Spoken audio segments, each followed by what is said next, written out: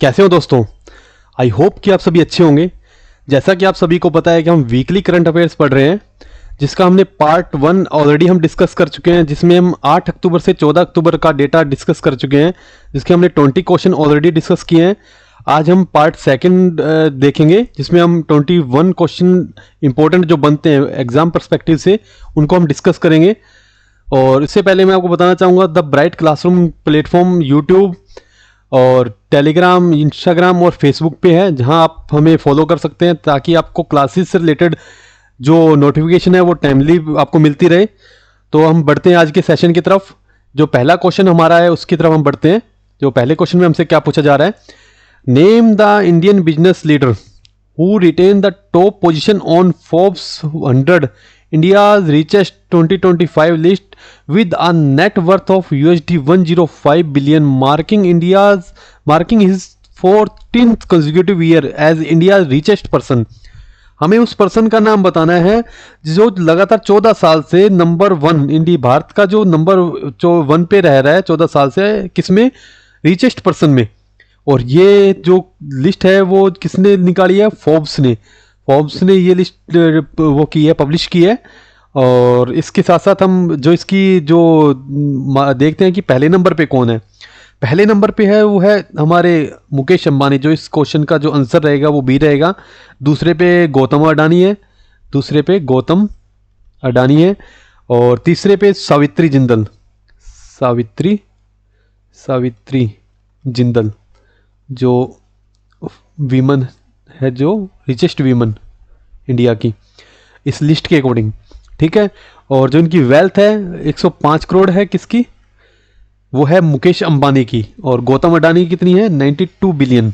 और सावित्री जिंदल इनकी कितनी है, 40.2 बिलियन। ये इनकी जो वेल्थ है इनकी। इसके बाद हम हमारे नेक्स्ट क्वेश्चन की तरफ बढ़ते हैं। नेक्स्ट क्वेश्चन में हमसे क्या पूछा जा रहा है, आइडेंटिफाई द यूरोपियन कंट्री, उस यूरोपियन कंट्री का नाम बताना where Sebastien Lecornu was reappointed as new PM by the president Emmanuel Macron ने इसको दोबारा से रीअपॉइंट किया नए पीएम के अकॉर्डिंग। नया पीएम बनाया कि इसको दोबारा से सेबेस्टियन लोकोर्नु को। तो वो उस कंट्री का नाम बताना हमें। उस यूरोपियन कंट्री का क्या नाम है, वो है फ्रांस की। इससे रिलेटेड अगर हम एक्स्ट्रा पढ़ते चलें तो फ्रांस की कैपिटल कौन है, कैपिटल क्या है, कैपिटल है पेरिस। फ्रांस की कैपिटल पेरिस है। और जिसकी करेंसी वो है यूरोपियन कंट्री है, वहां से आप इसको देख सकते हैं कि इसकी जो करेंसी है वो यूरो रहेगी। इसके बाद हमारे नेक्स्ट क्वेश्चन की तरफ बढ़ते हैं। What was the theme of the Indian air force day observe on 8 October marking 93rd anniversary of Indian air force. हमें बताना है कि थीम क्या थी इंडियन एयरफोर्स डे की, जो कब था, 8 अक्टूबर को हमने सेलिब्रेट किया है। और ये कौन सा इसका डे था, 93rd एनिवर्सरी थी ये। इस क्वेश्चन से 2-3 क्वेश्चन बन रहे हैं हमारे, तो इसका मार्क करके चलते हैं कि हमारा जो आंसर क्या रहेगा, वो रहेगा D, Indian air force infallible, impervious and precise. जो अगर हिंदी में इसकी बात करें तो इसका क्या रहेगा, इंडियन एयरफोर्स अचूक, अभेद्य और सटीक, ठीक है। तो इसको आप मार्क करेंगे। और इससे रिलेटेड जो इंपॉर्टेंट मैं आपको बताता चलूँ वो ये रहेगा कि इंडियन एयरफोर्स जो नाम है इंडियन एयरफोर्स का, वो 1947 में रखा गया था, इंडियन एयरफोर्स, ठीक है। और चीफ ऑफ एयर स्टाफ कौन है हमारे इंडियन एयरफोर्स के, वो है एयर मार्शल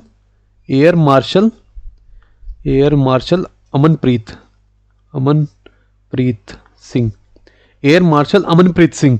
ये हमारे चीफ ऑफ एयर स्टाफ हैं। और इससे पहले जो 1947 में तो इंडियन एयरफोर्स के नाम से जाना जाता, लेकिन 1947 से पहले जो एयरफोर्स की जो स्टार्टिंग हुई थी, फाउंडेशन कब हुई थी, वो हुई थी 8 अक्टूबर 1932 को। और उस टाइम में क्या पार्ट थी जो इंडियन एयरफोर्स पार्ट किसकी थी, ब्रिटिश रॉयल एयरफोर्स की पार्ट थी। और रॉयल इंडियन एयरफोर्स के नाम से जानते थे उस टाइम में इंडियन एयरफोर्स को, रॉयल इंडियन एयरफोर्स। और 1947 में इंडियन एयरफोर्स जब हमें इंडिपेंडेंस मिली, उसके बाद हमें इसको 1947 में इंडियन एयरफोर्स के नाम से जाने लगे, ठीक है। अब हम बढ़ते हैं हमारे नेक्स्ट क्वेश्चन की तरफ। नेक्स्ट क्वेश्चन में हमसे पूछ रहा है, in October 2025 Maria Corina Machado become the first person from which country to win Nobel peace prize for her tireless work promoting democratic rights and a peaceful transition from dictatorship to democracy.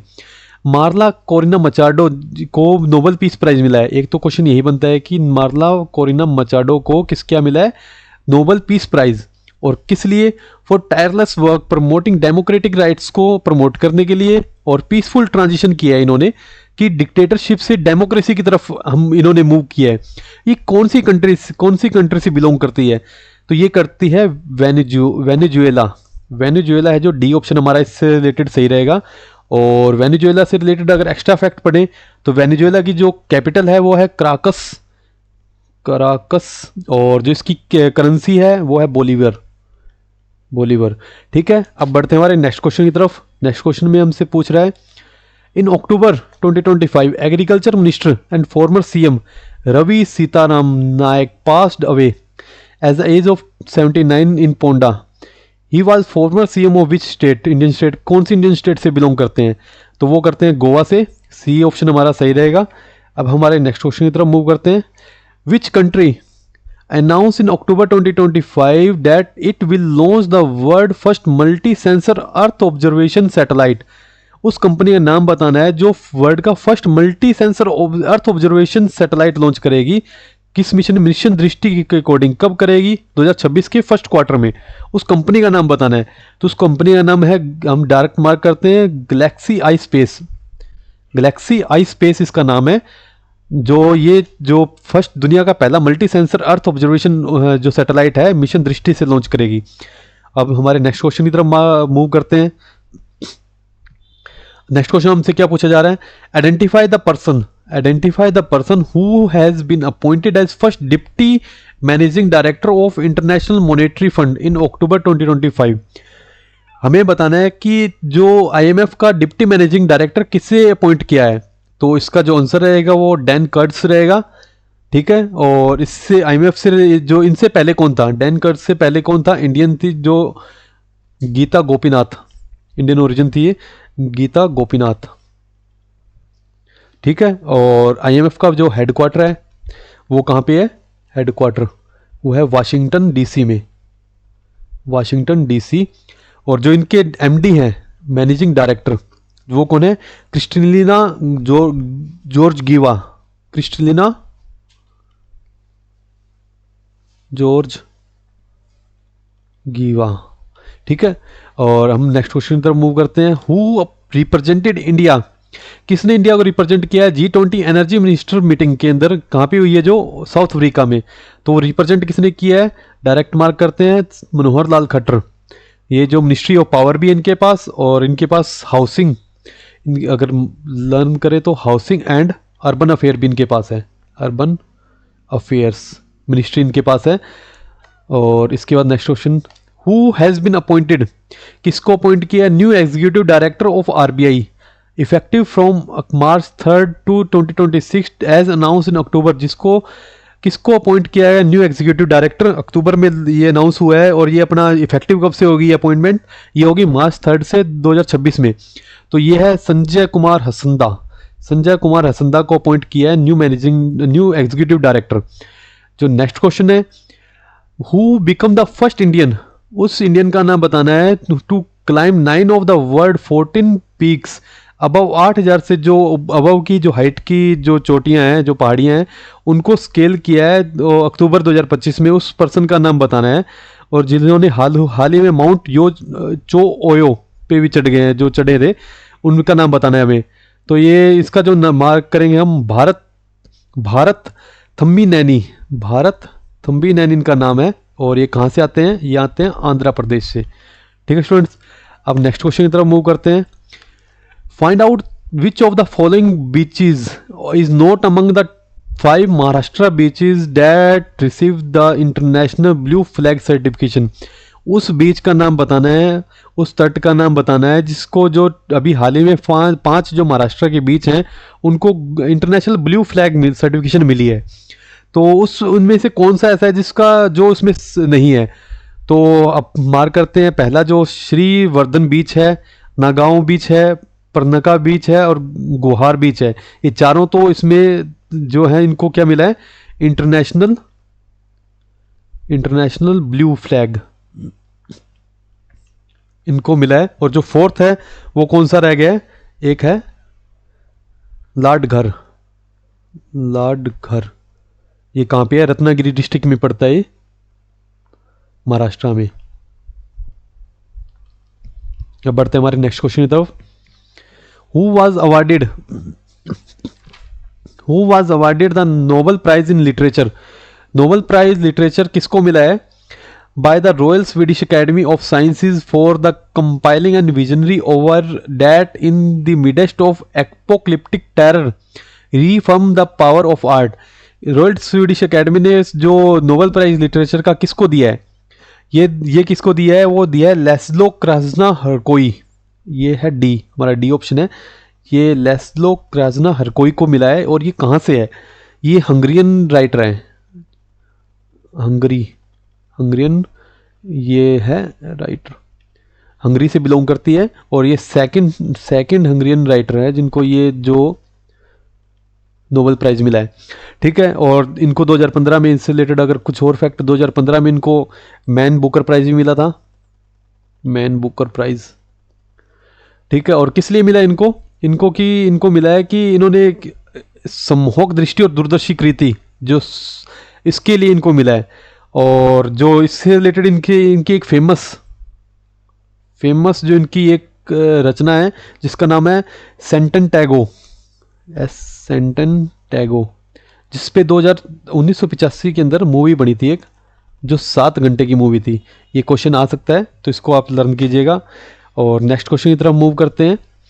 The united nation observe world cotton day 2025 on October 7 को observe किया है। When was the first ever world cotton day observed. जो world cotton day first time कब observe किया गया था, ये हमसे पूछा जा रहा है। तो पहला तो जो क्वेश्चन इसी में से बनता है कि वर्ल्ड कॉटन डे ऑब्जर्व कब करते हैं, वो करते हैं हम 7 अक्टूबर को। जो हाल ही में ऑब्जर्व किया गया था वो 7 अक्टूबर को किया गया था। और जिसकी थीम क्या थी, इसकी थीम थी the fabric of our life, the fabric of our lives. ठीक है, और जो पहली बार ऑब्जर्व किया गया था वो 2021 में किया गया था। ठीक है स्टूडेंट्स, इसके बाद हमारे नेक्स्ट क्वेश्चन की तरफ मूव करते हैं। नेक्स्ट क्वेश्चन हमारा है 14 question. In which place the D chip unwell the world first semi conductor innovation museum. कहाँ पे डी चिप जो उसका इनोवेशन सेंटर कहाँ पे, म्यूजियम कहाँ पे ओपन किया गया है, वर्ल्ड का first semi conductor innovation museum है वो कहाँ पे ओपन किया गया है। तो इसका जो हमारा आंसर रहेगा वो डायरेक्ट मार्क करते हैं, वो रहेगा हैदराबाद तेलंगाना में। और इसके बाद हमारा next question, name the bank. उस बैंक का नाम बताना है recognised by global finance as Asia safest bank for the 17th consecutive year in its world safest bank in Asia 2025 report. इस रिपोर्ट के अकॉर्डिंग जो एशिया का सबसे सेफेस्ट बैंक कौन सा है, उस बैंक का नाम बताना है। तो वो है डीबीएस बैंक। डीबीएस बैंक है जो सेफेस्ट बैंक है। और अगर ग्लोबल लेवल पे बात करें, तो जो सेफेस्ट बैंक है वो जर्मनी का आता है इस रिपोर्ट के अकॉर्डिंग। जो आता है वो जर्मनी का कौन सा है, KfW बैंक है। KfW बैंक है जो जर्मनी का, वो सेफेस्ट बैंक माना जाता है। इसके बाद जो नेक्स्ट क्वेश्चन है, नेम द यूनियन मिनिस्टर। उस यूनियन मिनिस्टर का नाम बताना है जिन्होंने इनोग्रेट किया है India's first electric truck battery swapping station in Sonipat Haryana in October 2025। उस यूनियन मिनिस्टर का नाम क्या है जिन्होंने ये जो electric truck battery swapping station का इंडिया के अंदर भी कहाँ पे किया है, हरियाणा में भी कहाँ पे, सोनीपत। और सोनीपत की अगर बात करें, सोनीपत की भी कहाँ पे किया है इन्होंने, सोनीपत में किया, पांची गुजरान नाम करके गांव है, पांची गुजरान एक गांव है। यहाँ पे ये फर्स्ट जो electric truck battery swapping station है वो किया है। और किन्होंने किया है, वो किया है नितिन गडकरी। सी ऑप्शन हमारा सही रहेगा। अब मूव करते हैं हमारे नेक्स्ट क्वेश्चन की तरफ। नेक्स्ट क्वेश्चन में mark the revised forecast for India for financial year 2025 to 2026 as projected by IMF in its October 2025 world economic outlook report. ये जो पहले तो बताओ कि वर्ल्ड इकोनॉमिक आउटलुक रिपोर्ट कौन पब्लिश करता है, वो करता है IMF, इंटरनेशनल मॉनेटरी फंड। ये है IMF, ये इसको पब्लिश करता है। और इसमें इंडिया की रिवाइज्ड फोरकास्ट क्या की है, 2025 के लिए इंडिया की रिवाइज फोरकास्ट क्या की है, वो की है 6.6%। इन्होंने बोला है कि इंडिया 6.6% के अकॉर्डिंग ग्रो करेगा 2025 में। लेकिन इन्होंने हाल ही में क्या किया कि 2026 की जो इंडिया की फोरकास्ट करी है वो कर दिया कि इंडिया के जो 40 बेसिस पॉइंट है वो घटा के 6.02% वो इस 2026 में इस रेट से इंडिया ग्रो करेगा। इसके क्या जो कारण बताए गए हैं वो बताया गया है कि यूएसए ने जो ट्रंप ने जो टैरिफ लगाए हैं, प्रेसिडेंट ट्रंप ने टैरिफ लगाए इंडिया पे, उसका जो लॉन्ग लास्टिंग इफेक्ट रहेगा वो 2026 में देखने को मिलेगा, और जिसके कारण इंडिया 6.2% के रेट ऑफ ग्रोथ से इंडिया वो करेगा, ग्रो करेगा। इसके बाद हमारे नेक्स्ट क्वेश्चन की तरफ मूव करते हैं जो काफ़ी इंपॉर्टेंट क्वेश्चन रहने वाला है। हमें बताना है आइडेंटिफाई द इकोनॉमिस्ट, उस इकोनॉमिस्ट का नाम बताना है हु वर अवार्डेड 2025 का Sveriges Riksbank prize in economics, मतलब इकोनॉमिक्स का नोबेल प्राइज है, किसे मिला? In memory of Alfred Nobel, announce by royal Swedish academy of science in October 2025। हमें बताना है कि इकोनॉमिक्स है, कौन से ऐसे इकोनॉमिस्ट है जिनको मिला है 2025 का नोबेल प्राइज इकोनॉमिक्स में। तो कौन है, पहले हम देखते हैं इसमें जो जोएल मोकिर पहला ये है, इनको भी मिला है, फिलिप एगियोन इनको भी मिला है, और पीटर होविट, इन तीनों को मिला है। तो हमारा जो आंसर रहेगा वो रहेगा बी, क्योंकि इसी में है, ए बी सी फोर्थ नहीं है इसमें, ठीक है। तो अब इसमें इनको दिया किस लिए गया है, जो नोबेल प्राइज है इकोनॉमिक्स का किस लिए दिया गया है? इन्होंने क्या किया है कि एक्सप्लेन किया है, क्या चीज़ एक्सप्लेन किया है? Innovation driven economic growth, innovation के through, innovation driven economic growth, economic growth, इसको इन्होंने जस्टिफाई किया है, एक्सप्लेन किया है इन्होंने। तो अब अगर इंडिविजुअल की बात करें कि 3 साइंटिस्ट हैं, इन्होंने तीनों ने क्या क्या किया है, तो जो जोएल, पहले हम बात करते हैं जोएल मोकिर की। जोएल मोकिर ये अमेरिकन इजरायली है ये, और इन्होंने क्या किया है कि इन्होंने क्या बताया है, मतलब बेसिकली जो इन्होंने बताया है वो ये बताया है कि टेक्नोलॉजिकल जो प्रोग्रेस के माध्यम से इन्होंने बोला है कि जो सस्टेन्ड ग्रोथ होती है हमारी इकोनॉमी की, जो सस्टेन्ड ग्रोथ होती है वो, अब सस्टेन्ड ग्रोथ क्या होती है? जो लगातार होती रहती है, लगातार जो चलती रहती है, उसके लिए क्या है कि प्री रिक्विजिट कंडीशंस होती है, उनको आइडेंटिफाई करने के लिए बोला है। अब इन सिंपल वर्ड में अगर हम बोले तो सस्टेन्ड ग्रोथ होती है वो जो लगातार जो टेक्निकल ग्रोथ होती है, उसके लिए क्या क्या जरूरी होती है? हिस्टोरिकल रिसर्च और प्री रिक्विजिट्स। अब इसको मैं आपको बताता हूँ कि क्या चीज़ कह रहे हैं। प्री रिक्विजिट्स का मतलब क्या है कि जैसे आप कोई काम स्टार्ट करते हो, तो इन्होंने क्या बताया कि आप किसी जगह पे कोई काम स्टार्ट करते हैं तो वो सफल होगा, उससे पहले हमें क्या पता होना चाहिए कि जो उस जगह पे पहले से अगर उस काम को सफल करने के लिए, उस काम को सक्सेस करने के लिए जो टर्म एंड कंडीशंस है वो पहले से अगर मौजूद होगी, तो वो उस काम को, जो काम हम कर रहे हैं, जो कोई भी हम अगर कोई बिजनेस कर रहे हैं, तो उसके जो सफल होने की कंडीशन है वो आसान हो जाती है, उस काम को मतलब सक्सेस होने की उसकी कंडीशन आसान हो जाती है। तो उन्होंने कहा कि किसी भी जगह पे काम करने से पहले टेक्नोलॉजिकल प्रोग्रेस करना है और उसको सस्टेन करना है, तो वो प्री रिक्विजिट्स का जो बात कर रहे हैं वो कंडीशंस है, उस काम को करने, उस काम को सफल कराने के लिए वो हेल्प करती है हमारी। तो उन्होंने एग्जाम्पल भी दिया, उन्होंने बोला कि जैसे कोई सोसाइटी है और उस सोसाइटी को अगर कोई नई थॉट, कोई नई चीज़, नया विचार उनको पहले एक्सेप्ट करना है, तो वो उसके लिए पहले सोसाइटी के जो विचारों में खुलापन होना जरूरी है, और दूसरा उनमें साइंटिफिक अंडरस्टैंडिंग होनी चाहिए कि ऐसा नहीं कि अकेला इनोवेशन और आइडिया दे दिया आपने और वो काम सक्सेस हो जाएगा या वो बिजनेस सक्सेस हो जाएगा। तो इस एग्जांपल के थ्रू उन्होंने बताया।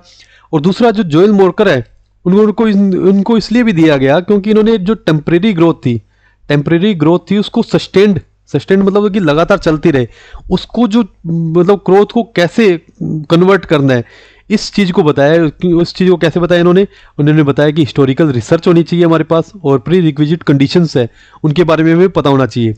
और जो दो साइंटिस्ट और हैं उनका नाम है फिलिप एगियोन और पीटर होविट। इन्होंने क्या बताया? इन्होंने बताया कि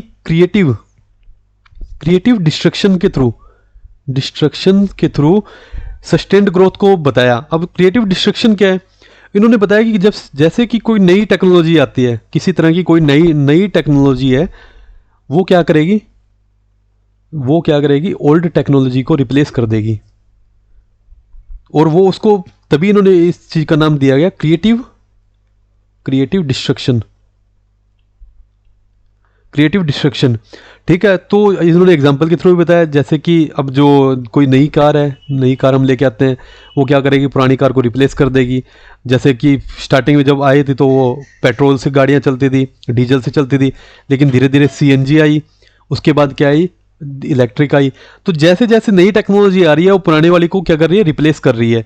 तो ये चीज़ इन्होंने बताई। और इससे रिलेटेड अगर एक्स्ट्रा आपको बताऊं तो इकोनॉमिक्स का जो अवार्ड है, नोबेल प्राइज़ है, वो इस्टेब्लिश किया गया था, वो किया गया था 1968 में, और जो फर्स्ट टाइम जो दिया गया था वो 1969 में दिया गया था। ठीक है स्टूडेंट्स, अब बढ़ते हैं हमारे नेक्स्ट क्वेश्चन की तरफ। Who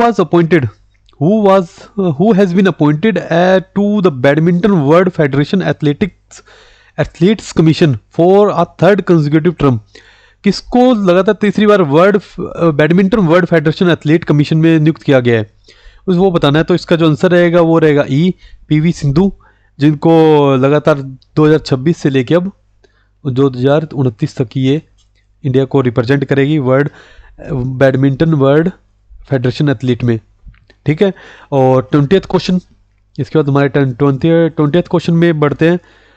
mark the correct statement, हमें करेक्ट स्टेटमेंट बतानी है regarding 11th Asian aquatic championship कहाँ पे हुई है, जो held in Ahmedabad.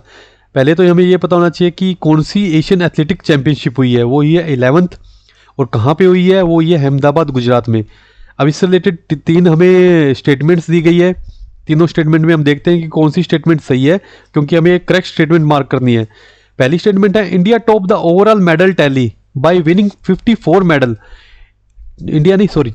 China top the overall medal tally है, जो चाइना ने टॉप किया है, वो किस में किया है, टोटल 54 मेडल के साथ टॉप किया है, जिसमें 40 गोल्ड हैं, 10 सिल्वर और 4 ब्रॉन्ज हैं।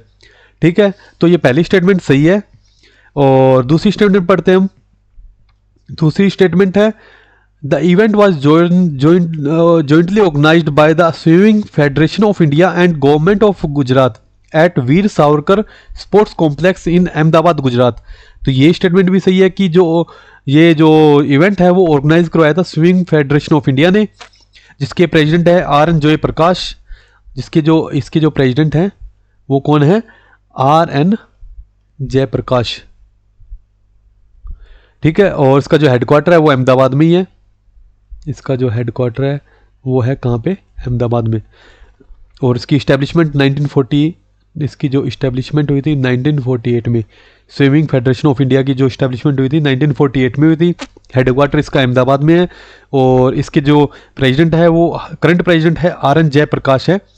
और इंडिया से अगर तीसरा जो पॉइंट पढ़े, India secure total 13 medal, 4 silver 9 bronze, and ranking 7th in overall medal standing में।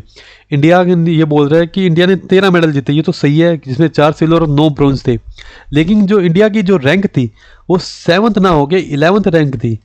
तो ये स्टेटमेंट गलत है और बाकी ये दोस्त सही है। तो हमारा जो आंसर रहेगा वो रहेगा ए और बी। जो ए और बी है वो हमारा सही रहेगा। और जो रैंकिंग की बात करें, टॉप पे कौन आया, चाइना। सेकंड नंबर पे कौन है, सेकंड नंबर पे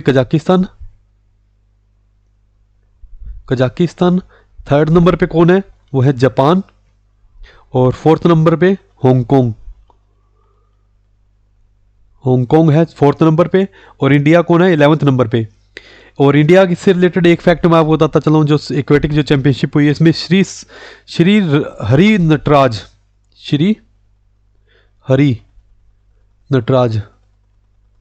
ये है, इन्होंने क्या किया, 7 मेडल जीते हैं, अकेले ने 7 मेडल जीते हैं। और वीमेन का जो फर्स्ट मेडल आया है वो भव्य सचदेवा, वीमेंस का फर्स्ट मेडल है जो, वो किसको आया है, भव्य सचदेवा है, जो भव्य सचदेवा, इन्होंने 400 मीटर फ्री स्टाइल में ये मेडल जीता है। और इसके बाद हमारे नेक्स्ट क्वेश्चन की तरफ मूव करते हैं। जो हमारा लास्ट क्वेश्चन रहेगा आज का।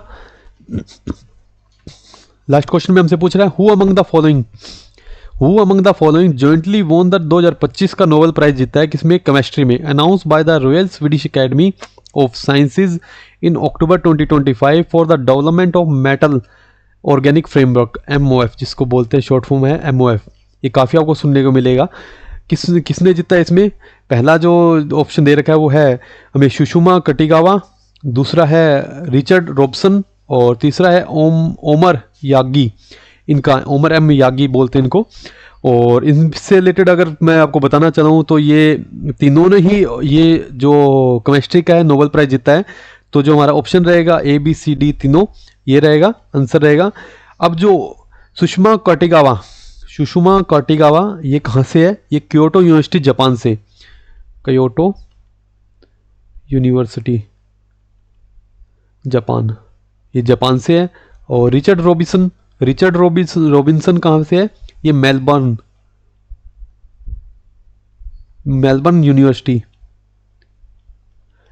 यूनिवर्सिटी ऑस्ट्रेलिया, ठीक है, ये मेलबर्न यूनिवर्सिटी। और ओमर M यागी इनका ये कहाँ से है? ये है कैलिफोर्निया यूनिवर्सिटी से है और USA से, ठीक है, अमेरिका से। तो मेटल, अब मेनली जो इससे रिलेटेड जो क्वेश्चन पूछा जाता है, पहला तो ये पूछा जाता है कि ये जो किन्होंने नोबेल प्राइज जीता है। दूसरा पूछते हैं कि इनकी जो कहाँ से है ये, कि इनकी नेशनलिटी पूछ लेते हैं कि ये कहाँ से, जो डिस्कस कर चुके हैं हम, ये जापान से हो गए, ये ऑस्ट्रेलिया से और ये USA से। तीसरा जो क्वेश्चन पूछा जाता है कि वो क्या चीज़ ऐसी डिस्कवर की है। इन्होंने क्या किया है? इन्होंने क्या किया, एक मेटल ऑर्गेनिक फ्रेमवर्क, इन्होंने मेटल ऑर्गेनिक फ्रेमवर्क है इसको डिस्कवर किया है। ये है क्या चीज़? एक तरह से ये क्या है, एक स्ट्रक्चर है। स्ट्रक्चर भी कैसा? 3D स्ट्रक्चर है और ये क्रिस्टलिन स्ट्रक्चर है,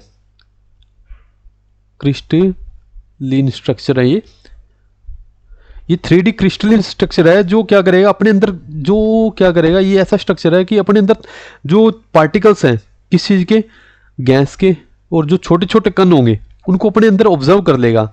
गैस पार्टिकल्स हो गए और छोटे से छोटा कण होगा उसको अपने अंदर ऑब्जर्व करेगा तो अपने अंदर ये इसकी कैपेसिटी, जो ऑब्जर्व कैपेसिटी है ये बहुत ज़्यादा है। अगर इसका 1 ग्राम अगर ये लिया जाए, इस स्ट्रक्चर का 1 ग्राम लिया जाए तो एक तरह से एक फुटबॉल ग्राउंड के सरफेस एरिया के बराबर इसका ये पार्टिकल्स को ऑब्जर्व कर लेगा। इसका यूज कहाँ पे होगा? जो डिस्कवरी तो हमने कर ली, लेकिन इसका यूज भी पता होना चाहिए कि MOF का यूज कहाँ पे होगा।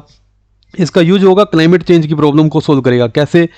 क्योंकि ये क्या करेगा, ग्रीन हाउस गैसेज जो रिस्पॉन्सिबल होते हैं बड़े, उनके जो कण होते हैं उनको क्या करेगा, ये ऑब्जर्व कर लेगा, ठीक है। और पोल्यूशन जो एक मेजर प्रॉब्लम आज वर्ल्ड फेस कर रहा है, तो उस प्रॉब्लम के लिए जो पोल्यूशन के पार्टिकल्स रहेंगे, जो छोटे छोटे पार्टिकल्स रहेंगे, उनको ऑब्जर्व कर लेगा। और इसके साथ साथ क्या करेगा, ये जो वाटर पोल्यूशन है उसके अंदर हेल्प करेगा, उसको रिड्यूस करने में वो हेल्प करेगा। तो एक तरह से ये डिस्कवरी काफ़ी एक क्रांतिकारी डिस्कवरी मानी जा रही है, ठीक है। और ये हमारा लास्ट क्वेश्चन था। आई होप कि आप सभी को ये सेशन अच्छा लगा होगा। अच्छा लगा है तो आप हमारे YouTube channel the bright classroom platform को जरूर लाइक, शेयर एंड सब्सक्राइब कीजिएगा। Thank you.